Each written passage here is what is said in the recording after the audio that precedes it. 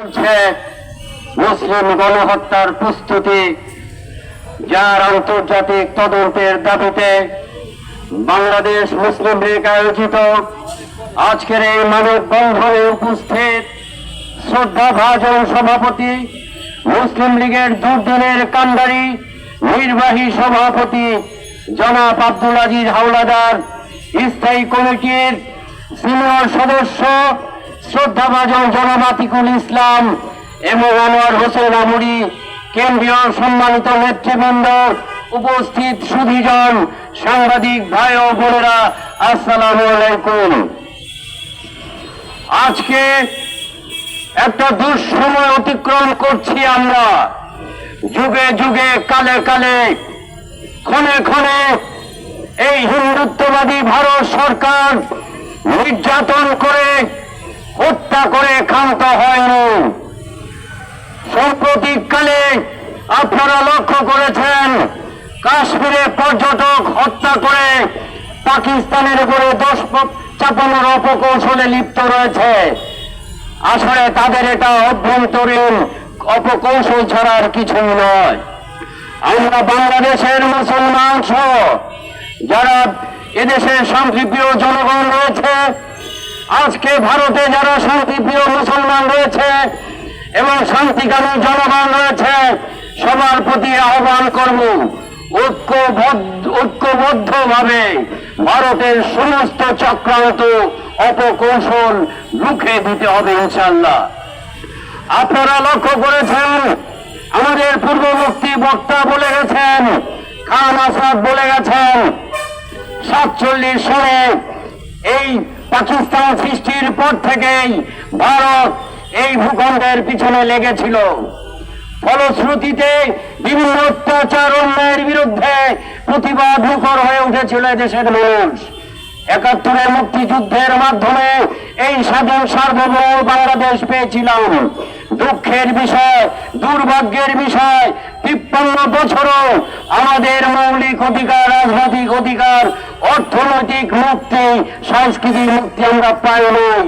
পরিশেষে 2024 সালে যে ছাত্র জনতার রক্তক্ষয়ী গণঅভ্যুত্থানের মধ্য দিয়ে আমরা যে আজকের বাংলাদেশ আমরা পেলাম, সেই বাংলাদেশে যখন বিশ্ববরেণ্য ব্যক্তিত্ব ডক্টর মোহাম্মদ ইউনূস দেশকে পুনর্গঠনের চেষ্টা করছেন, সংস্কারের চেষ্টা করছেন, সামনে যেহেতু জাতি একটি সুষ্ঠু নির্বাচনের জন্য উন্মুখ হয়ে আছে, জাতির উদ্দেশ্যে ভালো নির্বাচন দেওয়ার চেষ্টা করছেন, তখন তাকে অস্থির করে তুলবার জন্য প্রতিবেশী ভারত বিভিন্ন অপকৌশলে লিপ্ত রয়েছে। আমরা ভুলে যাইনি, এই বাংলাদেশে বিগত 15.5 বছরে আমরা লক্ষ্য করেছি, 9 সালে পতিত স্বৈরাচার ক্ষমতা গ্রহণের পরে সবচেয়ে নিকৃষ্ট যে ঘটনা ঘটেছিল পিলখানা সেনা হত্যাকাণ্ড। মহান মুক্তিযুদ্ধ এক সঙ্গে এত সেনা অফিসার হত্যা হয়নি, শহীদ হয়নি, নিহত হয়নি। এটা ছিল ভারতের চরম চক্রান্ত, কারণ তারা মনে করেছিল এই হত্যাকাণ্ডের মধ্য দিয়ে এদেশের গর্বিত সেনাবাহিনীর মনোবল ভেঙে দেওয়া হবে। কখনো না। মহান আল্লাহ রাব্বুল আলামিনের রহমত আছে মুসলমানের প্রতি, এদেশের মানুষের প্রতি। তাই আজকে সেনাবাহিনী সুসংগঠিত হয়েছে। পরবর্তীকালে লক্ষ্য করেছেন, যখন দেশের আলেম ওলামারা, মাদ্রাসার ছাত্র শিক্ষকেরা হেফাজতের ব্যানারে শাপলা চত্বরে জমায়েত হয়েছিল, নির্বিচারে তাদেরকে হত্যা করা হয়েছে। রক্তে রাজপথ রঞ্জিত করে শাপলার নামে রাজপথ ধুয়ে মুছে ফেলা হয়েছিল, কিন্তু এগুলো করে পার পায়নি তারা। তারও বিচার করতে হবে। পরিশেষে জুলাই হত্যাকাণ্ডে যারা শহীদ হয়েছেন তাদেরও বিচার করতে হবে। আজকে বাংলাদেশের মানুষ যখন জেগে উঠেছে, বাংলাদেশের মুসলমান, হিন্দু, মুসলিম, পাহাড় এবং সমতলে বসবাসকারী শান্তিপ্রিয় মানুষ যখন মানে সম্প্রীতির বাংলাদেশ চাই, সম্প্রীতির বাংলাদেশ দেখতে চাই। ঠিক সেই মুহূর্তে যখন ভারত লক্ষ্য করলো এ দেশ ডক্টর ইউনূসের নেতৃত্বে এগিয়ে যাচ্ছে, আলেম ওলামার এগিয়ে যাচ্ছে, কৃষক, শ্রমিক, রিক্সা, অটো চালক, বাস চালক, বাস হেল্পার, শ্রমিক, ছাত্র জনতা আশায় বুক বেঁধে আছে সামনে একটা সুন্দর বাংলাদেশ তারা দেখতে পাবে। ঠিক সেই মুহূর্তে এই দেশটাকে অস্থির করে তোলার জন্য ভারত পাকিস্তান একটা যুদ্ধের দামামা যাতে বেজে ওঠে সেই অপকৌশলে লিপ্ত রয়েছে। আমরা তো অবুঝ নয়, মুসলমানরা তো অবুঝ নয়। আজকে ফিলিস্তিনি ইসরায়েলি আগ্রাসন চলছে। গত 1 মাসে 2000-এর উপরে নারী পুরুষ শিশুকে নির্বিচারে আবারও হত্যা করা হয়েছে।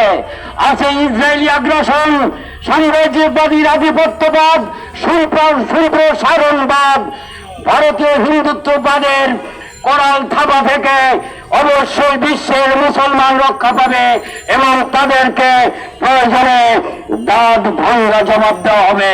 আজকে পরিশেষে আমি আহ্বান করতে চাই, ওআইসি ভুক্ত যে সকল মুসলিম রাষ্ট্র রয়েছেন আপনারা অনতি বিলম্বে বৈঠক আহ্বান করুন এবং ইসরায়েল এবং ভারতীয় আগ্রাসনের বিরুদ্ধে কার্যকর পদক্ষেপ গ্রহণ করুন। শুধু মুসলমান নয়, বাংলাদেশ সহ ইসরায়েল সহ যেখানেই মানবতার লঙ্ঘন ঘটবে, যেখানে মুসলমানদেরকে নিধন করা হবে সেখানে আপনারা এগিয়ে আসবেন। হাত গুটিয়ে আরামে এসে বসে থাকলে দায়িত্ব পালন করা হবে না।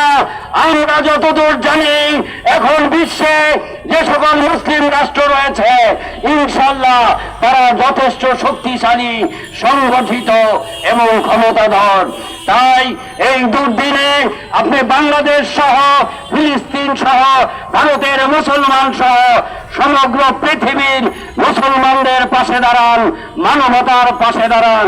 তা না হলে আপনাদের দায়িত্ব পালন থেকে আপনারা বিরত থাকলে আপনারা দায়িত্ব এড়াতে পারবেন না।